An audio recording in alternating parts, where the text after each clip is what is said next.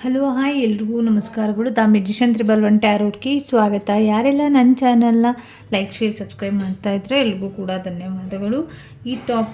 ಈ ನಿಮ್ಮ ವ್ಯಕ್ತಿ ನಿಮ್ಮಿಂದ ಯಾವ ಬದಲಾವಣೆಯನ್ನು ನಿರೀಕ್ಷಿಸ್ತಿದ್ದಾರೆ ಅಂತ ನೋಡೋಣ. ಟೈಮ್ಲೆಸ್ ಟ್ಯಾರೋ ರೀಡಿಂಗ್ ಆಗಿರುತ್ತೆ, ಕ್ಯಾಂಡಲ್ ವ್ಯಾಕ್ಸ್ ರೀಡಿಂಗ್ ಕೂಡ ಆಗಿರುತ್ತೆ. ಅವರು ನಿಮ್ಮಲ್ಲಿ ಇದನ್ನು ಬಯಸ್ತಿದ್ದಾರೆ ಅಂತ ನಿಮ್ಗೆ ಅನ್ನಿಸ್ತಿರ್ಬೋದು. ಮತ್ತು ನಿಮ್ಮ ಒಂದು ರೀತಿಯಲ್ಲಿ ಈ ವಿಡಿಯೋ ನಿಮ್ಮ ಮುಂದೆ ಬಂದಿದೆ ಅಂದರೆ ಆ ವ್ಯಕ್ತಿಗಳಿಂದ ಏನು ಸಂದೇಶ ಬಹುಶಃ ನಿಮಗೆ ಸಿಗ್ತಾ ಇರ್ಬೋದು. ಮತ್ತು ನಿಮ್ಮ ಮನಸ್ಸಲ್ಲಿರುವಂಥ ಒಂದು ಪ್ರಶ್ನೆ ಇರ್ಬೋದು.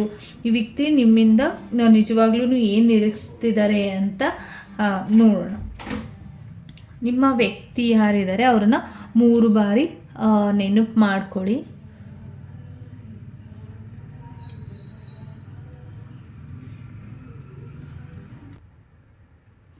ನಿಮ್ಮ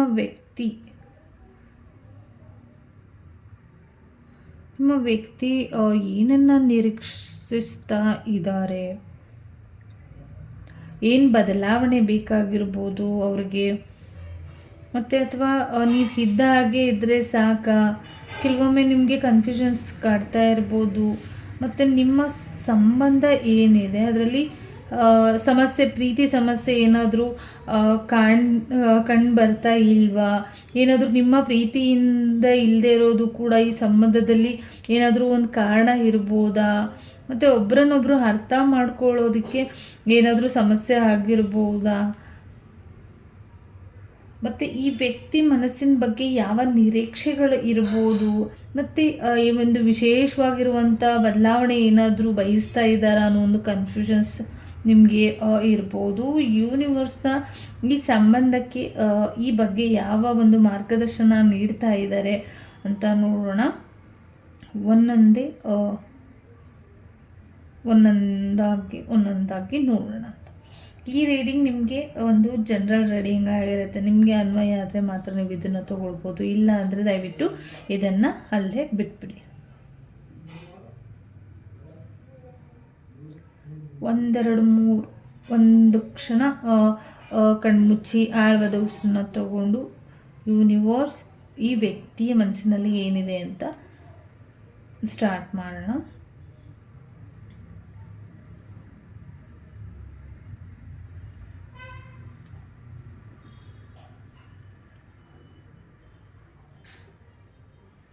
ಈ ವ್ಯಕ್ತಿ ನಿಮ್ಮಿಂದ ಒಂದು ಹೆಚ್ಚು ಸ್ಪಷ್ಟವಾಗಿರುವಂಥ ಒಂದು ನಿರೀಕ್ಷೆಗಳನ್ನ ಇಟ್ಕೊಂಡಿರ್ಬೋದು, ಕಮ್ಯುನಿಕೇಷನ್ನ ಇಟ್ಕೊಂಡಿರಬಹುದು ಬಹುಶಃ ಅಂತ ಬಂದಿರುವಂಥದ್ದು.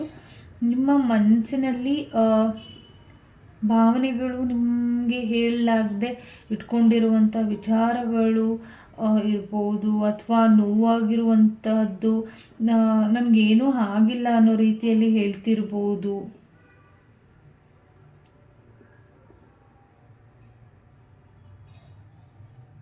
ಮತ್ತು ಇಲ್ಲಿ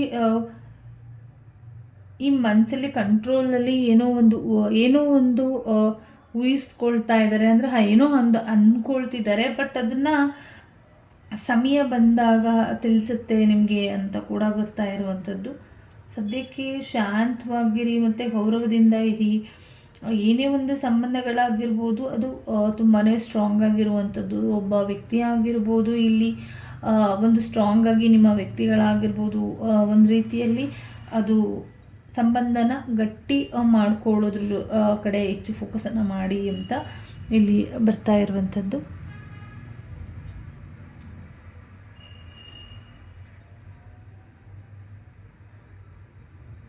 ಮತ್ತು ಅವ್ರಿಗೆ ಅನಿಸ್ತಿರುತ್ತೆ ಏನೋ ಒಂದು ನಿಮ್ಮ ವರ್ತನೆಯಲ್ಲಿ ಬದಲಾವಣೆ ಆಗಬೇಕಾಗಿರ್ಬೋದಾ. ಏನಾದರೂ ಒಂದೊಂದ್ಸಲ ಅವರಿಗೆ ಕೋಪ ತುಂಬ ಹೈಯಲ್ಲಿ ಹೋಗ್ತಾ ಇರ್ಬೋದು. ಆ ಕೋಪನ ಕಂಟ್ರೋಲ್ ಮಾಡಿಕೊಂಡು ನಂತರ ಅವರಿಗೆ ಕೋಪ ಬಂದು ಹೋದ ನಂತರ ಅವ್ರಿಗೆ ಒಂದೊಂದ್ಸಲ ಅವ್ರ ಮೇಲೇ ಕೂಡ ಒಂದಿಷ್ಟು ಅವ್ರು ಏನು ಮಾಡಬೇಕು, ನಾನು ತಪ್ಪು ಮಾಡಿದ ಅನ್ನೋ ಒಂದು ವಿಚಾರಗಳು ಅವ್ರಿಗೆ ತಿಳಿಬೋದು. ಬಟ್ ಅದು ಅವ್ರಿಗೆ ಈಗೋ ಕೂಡ ಹರ್ಟ್ ಆಗುತ್ತೆ. ಅದನ್ನು ಸಾರಿ ಕೇಳೋದ್ರಿಂದ ಆಗಿರ್ಬೋದು, ಅದನ್ನು ನಾನು ಸರಿ ಮಾಡ್ಕೊಳ್ಬೇಕು ಅಂತ ಅನಿಸ್ತಿರ್ಬೋದು ಅವ್ರಿಗೆ. ಮತ್ತು ತುಂಬಾ ಅವರು ನಿಮ್ಮ ವ್ಯಕ್ತಿಗಳು ಯಾರಿದ್ದಾರೆ ಒಂದಿಷ್ಟು ಹೆಚ್ಚಿನ ನಂಬಿಕೆ ಇರುವಂಥವರು, ತಾಳ್ಮೆಯಿಂದ ಇರುವಂಥ ವ್ಯಕ್ತಿಗಳು, ಮತ್ತು ನಿಮ್ಮಿಂದನೂ ಕೂಡ ಒಂದು ತಾಳ್ಮೆ ನಿರೀಕ್ಷಣೆ ಇಟ್ಕೊಂಡಿರುವಂಥವ್ರು. ಸಣ್ಣ ಪುಟ್ಟ ತಪ್ಪುಗಳಾದ್ರೂ ಕೂಡ ತುಂಬ ಆತರ ಪಡುವಂಥವ್ರಾಗಿರ್ಬೋದು ನೀವು. ಬಟ್ ಅವರು ಒಂದಿಷ್ಟು ತಾಳ್ಮೆಗಳನ್ನು ಕಂಟ್ರೋಲಲ್ಲಿ ಇಟ್ಕೊಂಡಿರ್ಬೋದು. ಬಟ್ ಅದು ಅದರ್ವೈಸ್ ಒಂಥರ ಒಂದು ತುಂಬ ಸ್ಟ್ರಾಂಗ್ನೆಸ್ನ ಹೇಳ್ತಾ ಇದೆ. ಮತ್ತು ಏನೇ ಒಂದು ಸಿಚುವೇಶನ್ ಇದ್ರೂ ಕೂಡ ಮೊದಲು ಕೇಳಿ ನಂತರ ನಿರ್ಧಾರನ ತಗೊಳ್ಳಿ ಅಂತ ಬಂದಿರುವಂಥದ್ದು. ಎಷ್ಟು ಶಾಂತವಾಗಿ ಇರ್ತೀರ, ಬಹುಶಃ ಹಲವಾರು ಸಮಸ್ಯೆಗಳು ಬಗೆಹರಿಯುತ್ತೆ ಅನ್ನೋದು ಅವರ ಒಂದು ಮೈಂಡ್ಸೆಟ್ ಕೂಡ ಆಗಿರುತ್ತೆ ಪ್ರೆಸೆಂಟ್. ಇದು ನಿಜವಾಗಿಯೂ ಕೂಡ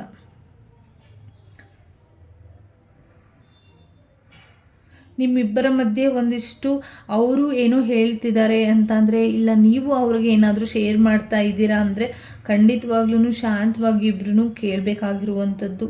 ಯಾಕೆ ಅಂದರೆ ಒಬ್ಬರು ಸ್ಟ್ರಾಂಗ್ ಆಗೋದು, ಒಬ್ಬರು ವೀಕ್ ಇರೋದು ಬೇಡ. ಅವರ ಮನಸ್ಥಿತಿಗೆ ಏನಿದೆ, ಇಬ್ಬರು ಕೂಡ ಕಮ್ಯುನಿಕೇಷನ್ ಏನಿದೆ ಅದು ಒಂದು ರೀತಿಯಲ್ಲಿ ಇಬ್ಬರದ್ದು ಮಾತುಗಳನ್ನ ಕೇಳಬೇಕು. ಅವ್ರು ಹೇಳಿದ್ದನ್ನೇ ಕೇಳಬೇಕು, ನೀವು ಹೇಳಿದ್ದನ್ನೇ ಕೇಳಬೇಕು ಅನ್ನೋದಲ್ಲ. ಇಬ್ಬರು ಕೂಡ ಒಂದಿಷ್ಟು ಶಾಂತವಾಗಿ ಕೂತು ಮಾತಾಡಿದ್ರಿಂದ ಒಂದಿಷ್ಟು ಶಾಂತ ಆಗುತ್ತೆ. ಅಂದರೆ ಒಂದಿಷ್ಟು ನಿರೀಕ್ಷಿಸ್ತಾ ಇರ್ಬೋದು ಈ ಒಂದು ವಿಚಾರವಾಗಿ. ಅಂದರೆ ಏನೋ ಒಂದು ನೀವು ಶಾಂತವಾಗಿ ಅವ್ರ ಮಾತನ್ನು ಕೇಳಿ ಅಂತ. ಮತ್ತು ತುಂಬಾ ನೀವು ಹಳೆಯ ಘಟನೆಗಳ ಬಗ್ಗೆ ಮತ್ತೆ ಮತ್ತೆ ನೆನಪು ಮಾಡ್ಕೊಳ್ತಾ ಇರುವಂಥದ್ದು, ಇದನ್ನು ಖಂಡಿತವಾಗ್ಲೂ ಮಾಡೋದಕ್ಕೆ ಹೋಗಬೇಡಿ. ಯಾಕೆ ಅಂದರೆ ಒಂದು ಹೊಸ ಅವಕಾಶಗಳಾಗಿರ್ಬೋದು, ಏನೇ ಇದ್ರೂ ಕೂಡ ನೀವೇನೋ ಹಳೆಯದನ್ನು ನೆನಪು ಮಾಡ್ಕೊಳ್ತಾ ಇದ್ದೀರಾ, ಅದು ಅವ್ರಿಗೆ ತುಂಬಾ ಅದು ಒಂದು ಸ್ವಲ್ಪ ಅವರಿಗೆ ಹರ್ಟ್ ಆಗಿದೆ. ಹಾಗಾಗಿ ಅದನ್ನು ಬದಲಾವಣೆ ಆಗಬೇಕು. ಅದೊಂದು ವಿಚಾರದಲ್ಲಿ ಮುಂದುವರಿಯೋದ್ರ ಬಗ್ಗೆ ಯೋಚನೆ ಮಾಡಬೇಕು. ಹೊಸ ಸಂತೋಷದ ಬಗ್ಗೆ, ಅವಕಾಶಗಳ ಬಗ್ಗೆ ಯೋಚನೆ ಮಾಡಬೇಕು. ಹಳೆಯದನ್ನು ದಯವಿಟ್ಟು ಖಂಡಿತವಾಗ್ಲೂ ಅದನ್ನು ಪಾಠನ ಇಟ್ಕೊಳ್ಳಿ. ಬಟ್ ಖಂಡಿತ ಹಳೆ ನೋವುಗಳನ್ನು ಅದ್ರ ಜೊತೆನೇ ಬದುಕೋದು ಬೇಡ ಅನ್ನೋದು ಅವ್ರದ್ದು ಒಂದು ಇಷ್ಟು ಮಾತುಗಳಾಗಿರ್ಬೋದು, ಅವರು ನಿರೀಕ್ಷಿಸ್ತಾ ಇರ್ಬೋದು. ಮತ್ತು ಇಬ್ಬರಲ್ಲಿ ಭಾವನೆಗಳಿಗೆ ತುಂಬಾ ಗೌರವನ ಕೊಡೋದು ಅಭ್ಯಾಸನ ಬೆಳೆಸ್ಕೊಳ್ಬೇಕಾಗ್ಬೋದು ನಿಮ್ಮಿಬ್ಬರ ಮಧ್ಯ. ಮತ್ತು ಈಲಿಂಗ್ ಪ್ರೋಸೆಸ್ಸಲ್ಲಿ ಕಾಣಿಸ್ತಾ ಇದೆ. ಹಾಗಾಗಿ ನಿಮ್ಮಿಬ್ಬರಿಗೆ ಒಂದಿಷ್ಟು ಈಲಿಂಗ್ ಎನರ್ಜಿ ಬೇಕಾಗ್ಬೋದು. ನಿಮಗೆ ಈಲಿಂಗ್ ಎನರ್ಜಿ, ಯಾಕಂದರೆ ನಿಮ್ಮ ಕಂಟ್ರೋಲಲ್ಲಿ ನೀವು ಇಲ್ಲದೆ ಇರೋ ರೀತಿಯಲ್ಲಿ ಇರ್ಬೋದು. ಒಂದು ಹೈ ಎನರ್ಜಿನ ಹೇಳ್ತಾ ಇದೆ. ಒಂದಿಷ್ಟು ಸ್ವಲ್ಪ ಆರೋಪಗಳನ್ನ ಮಾಡೋದು ಅವ್ರಿಗೆ ಇಷ್ಟ ಆಗದೆ ಇರ್ಬೋದು. ಅವರನ್ನು ಅರ್ಥ ಮಾಡಿಕೊಳ್ಳುವ ಪ್ರಯತ್ನನ ಮಾಡಿ. ಮತ್ತು ಸಂಬಂಧದಲ್ಲಿ ಬದಲಾವಣೆಗಳು ಕಾಣ್ಬೋದು. ಅವರನ್ನು ಅರ್ಥ ಮಾಡ್ಕೊಳ್ತಾ ಇಲ್ಲ, ಆರೋಪನೇ ಜಾಸ್ತಿ ಮಾಡ್ತಾ ಇರ್ಬೋದು. ಹಾಗಾಗಿ ಅದು ಒಂದು ಸ್ವಲ್ಪ ಅವ್ರಿಗೆ ಮನಸ್ಸಿಗೆ ಹರ್ಟ್ ಆಗಿರ್ಬೋದು.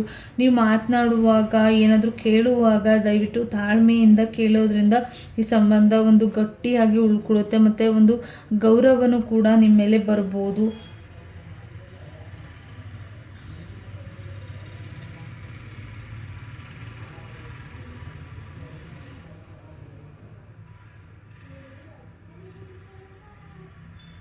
ನಿಮ್ಮನ್ನು ಇಲ್ಲಿ ಅವರು ಬದಲಾಯಿಸಬೇಕು ಅಂತ ಇಷ್ಟ ಇಲ್ಲ. ಬಟ್ ಅದನ್ನು ನಿಮ್ಮನ್ನು ಬದಲಾಯಿಸ್ಕೊಳ್ಬೇಕು. ನಿಮಗೆ ಹತ್ರ ಆಗೋದಕ್ಕೇ ಅವ್ರು ಯಾವಾಗಲೂ ಪ್ರಯತ್ನ ಪಡ್ತಿರ್ತಾರೆ. ಅದರ ಚಿಕ್ಕ ಚಿಕ್ಕ ಬದಲಾವಣೆ ಅವಶ್ಯಕತೆ ಇದೆ ಅಂತಲೂ ಕೂಡ ಇಲ್ಲಿ ಬಂದಿರುವಂಥದ್ದು. ಮತ್ತು ಅವ್ರಿಗೆ ಒಂದು ಸಲ ಭಾವನಾತ್ಮಕವಾಗಿ ನೀವು ಅವ್ರ ಮನಸ್ಸಲ್ಲಿರುವಂಥದ್ದನ್ನು, ಕೆಲವೊಂದು ವಿಚಾರಗಳನ್ನ ಇಟ್ಕೊಂಡು ನೋವು ಪಡ್ತಾ ಇರ್ತೀರ. ಅದು ಅವ್ರಿಗೆ ಒಂದಿಷ್ಟು ಬದಲಾವಣೆಗಳನ್ನ ತಂದುಕೊಡ್ಬೇಕು. ಪರವಾಗಿಲ್ಲ, ಅದನ್ನು ಅಡ್ಜಸ್ಟ್ ಮಾಡ್ತಾ ಇದ್ದೀರಾ. ಅಡ್ಜಸ್ಟ್ ಮಾಡ್ತಾ ಇರೋದು, ನೀವು ಸಂತೋಷವಾಗಿರೋದು ಅವ್ರಿಗೆ ಒಂದು ರೀತಿಯಲ್ಲಿ ಅವ್ರಿಗೆ ಇಷ್ಟ. ಸಾರಿ, ಡಿಸ್ಟರ್ಬೆನ್ಸ್ ಆಗಿದ್ದರೆ.